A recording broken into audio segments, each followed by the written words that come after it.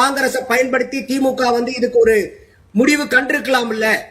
அப்ப இன்னைக்கு தாவேக்காக்கு கேட்கறது நியாயம்னா அது 2 மாசம் ஆட்சி. நீங்க திமுக 5 வருஷமா 5 தடவை நீங்க ஆட்சியில் இருந்தவங்க. இது உடனே திமுக மீது இதுக்கு பழி போடுறாங்க. இப்பவும் இது திமுகவின் காலத்திலேயே தொடங்கிய பிரச்சனைங்கிறாங்க. 1924 ஒரு ஒப்பந்தம் போடப்படுகிறது. 50 ஆண்டுகளுக்கான ஒப்பந்தம். அன்றைக்கு மதராஸ் மாகாணம், அங்கே மைசூர் மாகாணம். இந்த 50 ஆண்டு கால ஒப்பந்தம் என்பது 1974 நிறைவடையும். அப்ப எப்படி ஒப்பந்தம் போட்டாங்க? British period.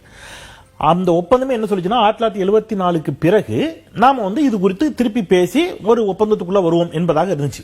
ஆனா 74க்கு முன்பாகவே கர்நாடக அரசு என்ன பண்ணிட்டாங்க அப்படின்னு கேட்டீங்கன்னா பிரச்சனை ஆரம்பிச்சிட்டாங்க. இல்ல 74ல இந்த ஒப்பந்தம் முடியுது, இந்த ஒப்பந்தமே இதாகாது, இனிமேல் கண்டினியூ ஆகாது, இந்த மாதிரி பல பிரச்சனைகள் ஆரம்பிச்சு 1968லேயே அவங்க ஹேமாவதி ஹாரங்கி அணைகளை கட்ட தொடங்கிட்டாங்க. அப்ப இங்க அண்ணா முதலமைச்சர், பொதுப்பணித்துறை அமைச்சராக டாக்டர் கலைஞர் இருக்கிறார். இந்த பிரச்சனையை அன்றைக்கு இருந்த மத்திய அரசு சொல்றாங்க. இங்கிருந்து அன்றைக்கு பொதுப்பணித்துறை அமைச்சராக இருந்த முத்தமிழர் டாக்டர் கலைஞர், சட்ட அமைச்சர் மாதவன் ஆகியோர் எங்க போறாங்க? டெல்லிக்கு போறாங்க. அங்க வீரேந்திர பாட்டீல் முதலமைச்சர், அவர் தான் அங்க பொதுப்பணித்துறை அமைச்சர். அதனால அவரும் அதுக்கு வர்றாரு கர்நாடகத்திலிருந்து. KL ராவ் மத்திய நீர்வளத்துறை அமைச்சர். இவர்கள் மத்தியில் பேச்சுவார்த்தை நடக்குது. இந்த பேச்சுவார்த்தையில் சுமூக தீர்வு எட்டப்படல. 1968 ஆகஸ்ட் 19, 20 2 தினங்கள் பேச்சுவார்த்தை, எதுவும் எட்டப்படல. 69 அண்ணா மறைந்த பிறகு முத்தமிழர் டாக்டர் கலைஞர் முதலமைச்சராக பொறுப்பேற்ற பிறகு திருப்பி இதே மாதிரியான ஒரு பேச்சுவார்த்தைக்குள்ள போறாங்க. அங்கேயும் தீர்வு எட்டப்படல.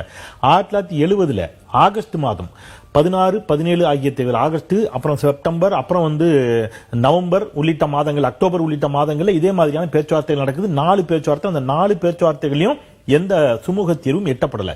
இந்த தீர்வுகள்லாம் எட்டப்படாத ஒரு சூழலை தான் இந்த அன்றைக்கு இருந்த திமுக அரசு என்ன பண்றாங்க அப்படின்னா ஒரு தீர்ப்பாயத்தை நம்ம அமைப்போம் அப்படின்னு சொல்லி 1971 ஜூலை மாதம் 8ஆம் தேதி காவிரி பிரச்சனைக்கு ஒரு நடுவர் மன்றம் அமைக்கணும்னு சொல்லி சட்டப்பேரவையில அனைத்து கட்சிகளையும் வைத்து ஒரு தீர்மானம் நிறைவேற்றப்படுகிறது. அந்த நடுவர் மன்றத்துடைய இறுதி தீர்ப்பு தான் இப்போ வரைக்கும் நமக்கு கை கொடுக்குது. இந்த வரலாற்று புதிய முறை நேர்கள் புரிஞ்சுக்கணுங்கிறதுக்காக சொல்றேன். 1971 ஜூலை 8 அனைத்து கட்சிகளையும் சேர்த்து சட்டப்பேரவையில நடுவர் மன்றத்திற்காக தீர்மானத்தை மத்திய அரசுக்கு அனுப்பிட்டு தீர்மானத்தை அவர்கள் ஏற்க மறுப்பார்கள், அது உடனடியாக செயல்படுத்த மாட்டார்கள் சொல்லி ஒரு வழக்கும் தொடுக்கிறாங்க உச்சநீதிமன்றத்தில். அந்த வழக்கு என்ன வழக்குன்னா, நீங்க நடுவர் மன்றத்தை அமைக்கணும், உடனடியாக ஒன்றிய அரசுக்கு உத்தரவிடுங்கன்னு சொல்லி ஒரு வழக்கு. 1972 சரியா மே மாதம் 21ஆம் தேதி அன்றைக்கு பிரதம மந்திரியாக இருந்த அம்மையார் இந்திரா காந்தி தமிழ்நாட்டுக்கு வர்றாங்க. இந்த பிரச்சனை குறித்து பேச்சுவார்த்தை நடத்தி தீர்வு காணலாமான்னு கேட்டீங்களா? அதுக்காக சொல்றேன்.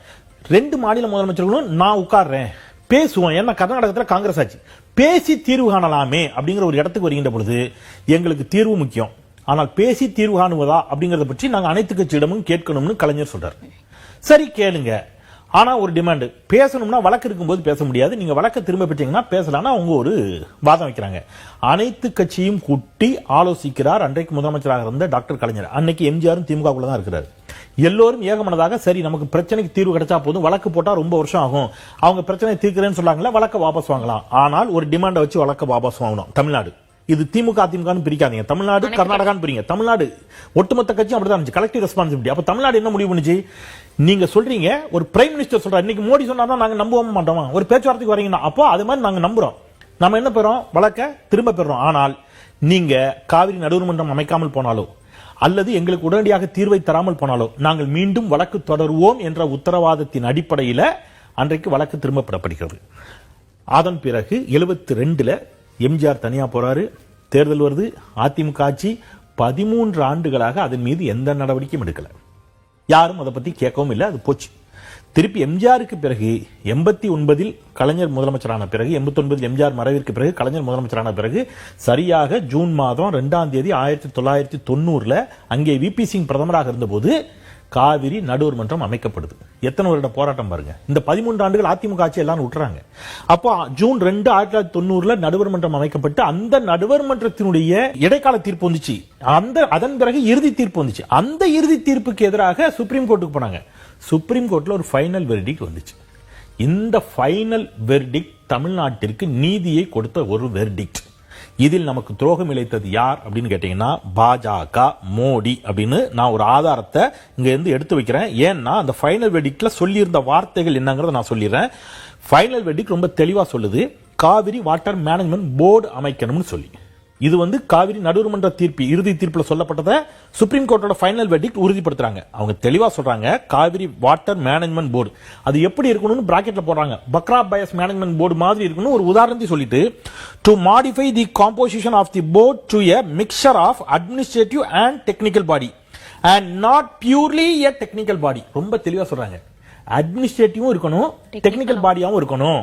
வெறும் டெக்னிக்கல் பாடியா மட்டும் இருக்கக்கூடாதுன்னு உச்சநீதிமன்றம் மிக தெளிவா தீர்ப்பு கொடுத்து எந்த மாதிரி இருக்கணும் மெக்கானிசம் ஸ்கீம்னு போட்டு அந்த ஸ்கீம்னா என்னன்னு பிராக்கெட்ல போடுறாங்க. பாஜக ஸ்கீமுக்கு எங்களுக்கு அர்த்தம் தெரியலன்னு சுப்ரீம் கோர்ட்ல போய் நின்னாங்க.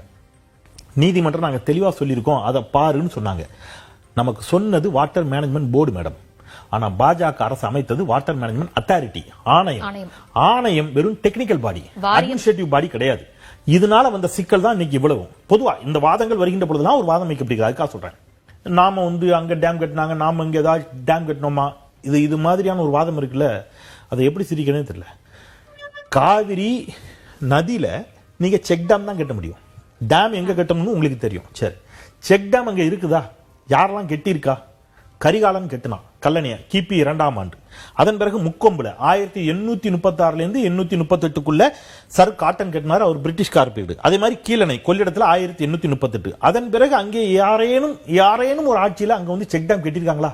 எஸ், முத்தமிழர் டாக்டர் கலைஞர் தான் மாயனூர் தடுப்பணைய கரூர்ல கட்டினாரு 2008.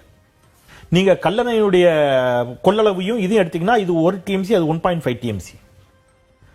அது இல்லாம நிறைய ஷட்டரை வச்சு நம்ம நினைச்சோம் தண்ணீரை தேக்கணும். அதையும் தாண்டி இங்கே இந்த தண்ணீருக்கான சிக்கல்கள், விவசாயத்திற்கான சிக்கல் வருகின்ற பொழுதுதான் என்னடா இது காவிரியிலிருந்து தண்ணியை திறந்து கூட பெரிய தகராறு இருக்கு, இங்க இருக்கக்கூடிய விவசாயிகளுக்கு சிக்கலா இருக்கு என்று வருகின்ற பொழுது ஆழ்துளை கிணறுகள் வைத்திருப்பவர்கள் அல்லது இந்த வச்சிருக்கிறவங்க என்ன கிணறு வச்சிருக்கவங்க உரை கிணறோ ஆழ்துளை கிணறு வைத்திருப்பவர்களோ மோட்டார் பம்பு செட்டை வச்சு நீங்கள் தண்ணீர் பாய்ச்சி நம்ம விவசாயத்துல நாம முன்னேறுவதற்கு வழி செய்வோம்னு சொல்லித்தான் 89 முதலமைச்சராக வந்த கலைஞர் இந்தியாவில் முதன்முறையாக விவசாயிகளுக்கு இலவச மின்சாரத்தை கொடுத்தார்.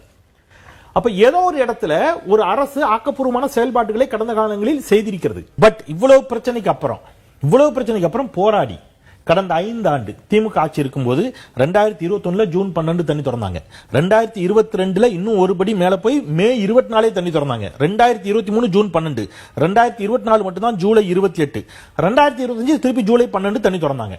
இப்ப இந்த முதலமைச்சர் வந்திருக்கிறார். எங்களுக்கு தேவை ஒன்னே ஒண்ணுதான், என்ன? தண்ணி வரணும். இதுக்கு என்ன செய்ய போறீங்க அப்படின்னா, எனக்கு ஒன்னே ஒண்ணு, காவிரி ஆணைய கூட்டம் டெல்லியில நடக்குது. கர்நாடகா போய் சொல்லுது நாங்க தமிழ்நாட்டுக்கு தண்ணி தர மாட்டோம், தமிழ்நாடு எங்ககிட்ட தண்ணீர் திறந்து விட சொல்லியும் கேட்கவில்லைன்னு சொல்லுது. கர்நாடக அரசை நான் கண்டிக்கிறேன் அப்படின்னு ஒரே ஒரு வார்த்தை என்னுடைய முதலமைச்சரிடம் இருந்து, எனக்கு அவர்தான் முதலமைச்சர், வரணும்னு நான் எதிர்பார்க்கிறேன். நீங்க சொல்ல தயங்குகிறீர்கள். ஏன் தயங்குகிறீர்கள்? ஜனநாயகன் திரைப்படம் கர்நாடகத்தில் ஓட வேண்டும் என்பதற்காகவா அப்படிங்கறத நாட்டு மக்கள் சார்பாக நான் அறிய விரும்புகிறேன். ஏன் ஆகஸ்ட் 3ஆம் தேதி அவர் என்னைக்குங்க போறாரு? என்னைக்கு போறாரு? ஆகஸ்ட் 3. ஏன் ஆகஸ்ட் 3 போறாருன்னு தெரியுமா உங்களுக்கு? எங்களுக்குலாம் ஏற்கனவே காது குத்தியாச்சு மேடம். எத்தனை நாள் தமிழ்நாட்டு மக்களை ஏமாத்துவீங்க? ஆகஸ்ட் 3 ஆடிப்பெருக்கு. ஆடிப்பெருக்கு அன்று காவிரியில கண்டிப்பா எல்லாரும் மக்கள் போய் நிப்பாங்க.